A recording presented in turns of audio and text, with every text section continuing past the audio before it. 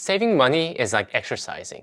We all know we need to do more of it, yet we all struggle with it. Hi, if you're new to the channel, my name is Tay from Financial Tortoise, where we learn to grow our wealth slow and steady. In today's video, I want to share with you a guaranteed strategy to save more money. I really struggled with this most of my 20s. I always knew I had to save more money, so I had more to invest for the future, so I could reach financial independence sooner. But I just could not get myself to do it, no matter how often I told myself I needed to. When I looked at my bank account at the end of each month, there was just never enough. But I learned about the envelope system during a Dave Ramsey conference, and it completely changed how my wife and I were able to manage our spending. So in today's video, I'm going to deep dive into this envelope system so you can learn to improve your savings rate as well. This video is broken into 3 parts, so feel free to skip around to the sections you would find most useful. First, we'll review the fundamentals of the envelope system, what it is and how it works. Second, we'll discuss some best practices when it comes to the envelope system. Like anything in life, it takes a few trials and errors to get something right, and I want to make sure you're starting off on the right footing. And third, we'll cover some advanced level envelope system methods.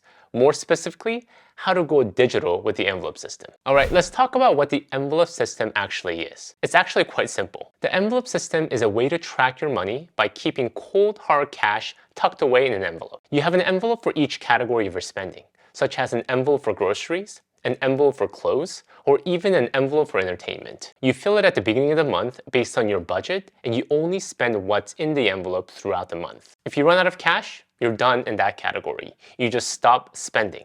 Simple, right? So why is it so powerful and why do I have a whole video on it? When I first heard about this concept, I initially was pretty skeptical. I mean, in the first place, who uses cash these days? And second, I couldn't help myself, but it reminded me of my parents and my grandparents. It felt so archaic and old school. But I overcame my skepticism and tried it out nonetheless. At the time when I learned about this system, I was at a pretty low point as regards to my finances anyways. My wife and I had just gotten married, and we were struggling to pay down our $105,000 of student loans. I thought, it couldn't get any worse, right? Why don't we give it a try? Most often, one of the major reasons why we overspend is because there's nothing that tells us when to stop. Yes, we might know in our mind that we should stop spending, but if there's no hard barrier, it's so emotionally hard. Things keep coming up that requires our money. Starbucks on our way to work, Target on the way back from work, and that new restaurant that we want to check out over the weekend. The envelope system forces us to stop because if we are using only cash and we run out, that's it.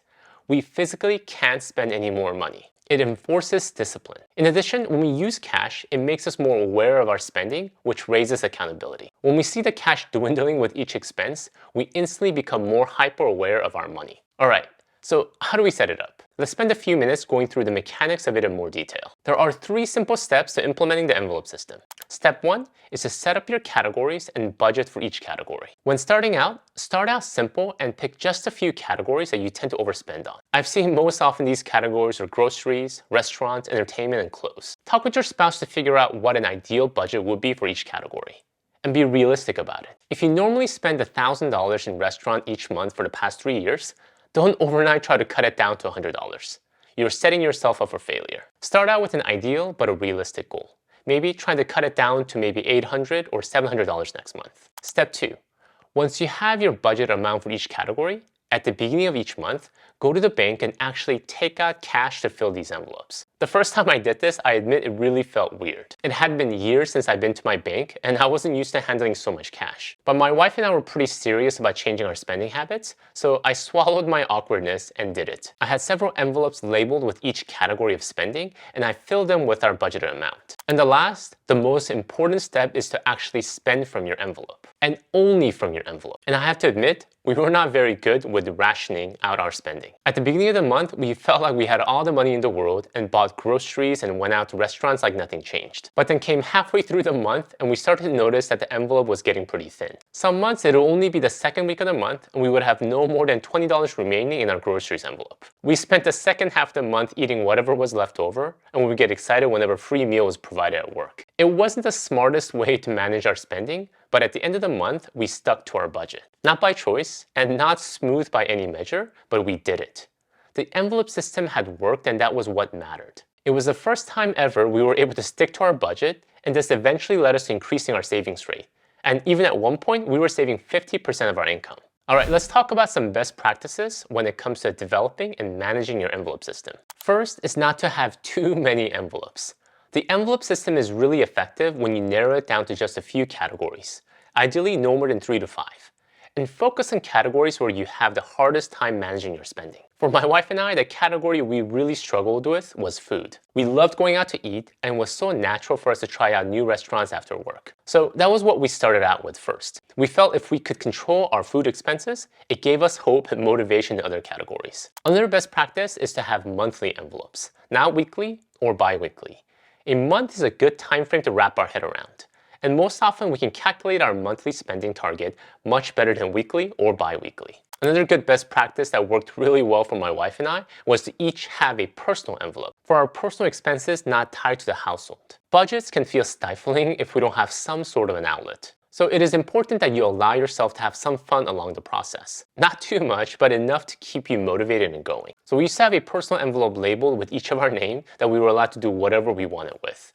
Guilt-free. Of course, make sure to come up with a good reasonable budget for this category in discussion with your spouse. Another thing you want to know when you're implementing your envelope system is that you need to incorporate trial and error. Whenever you're trying something new in life, it will never work out exactly as planned. You might realize that the budget you set is just too little. Or this category of spending just doesn't work with the envelope system because you have to pay bills online. Regardless, don't give up just because it doesn't work the first time around. It will likely take several months before you figure out what works and what doesn't. For us, we hit this wall when it came to the gas budget. Unless we fundamentally changed how we got to work, the amount of gas we needed in our car wasn't something we could change with our behavior. So after a few times, we abandoned using the envelope system for this category and decided to focus our efforts in other categories we had more control over. And the final best practice I want to share with you is that despite how archaic this system might feel, and how you might want to jump right away to a more digital format as I'll share with you in the next section, try starting out with cash. I was skeptical too initially. However, there is just something about cash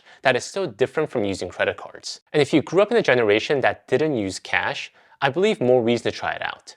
It's weird, but you get an emotional connection to money. You see it and you feel it.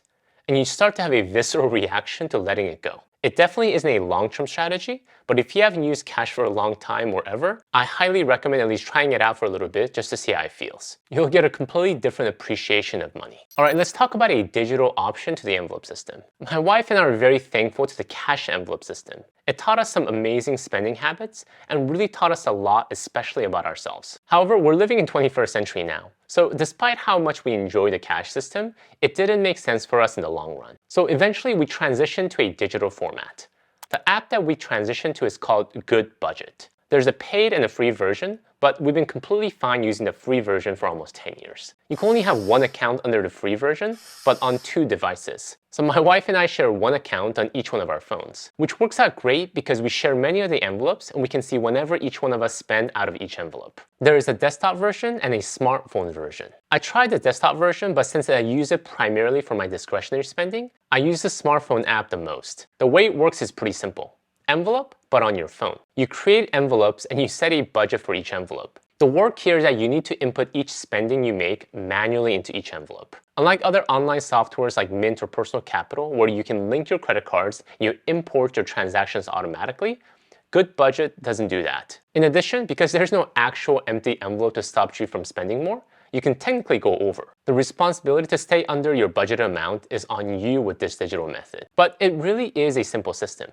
If you just want to know how much you have left at the end of each month in each envelope, the Good Budget app is perfect for that. What I notice oftentimes is that the more complicated a system is, the less effective it becomes. My wife and I followed the cash system for at least a year before transitioning to a digital method. The year that we spent using the cash was really helpful in cementing our spending habits. But I did miss all the credit card rewards and having a digital record of all of our spending. If you're struggling to manage your expenses, consider the envelope system to jumpstart your spending management. If you'd like to learn more about the areas you can cut back on, check out my video on 7 things I stopped spending money on. Thank you guys for watching. Until next time, all the best.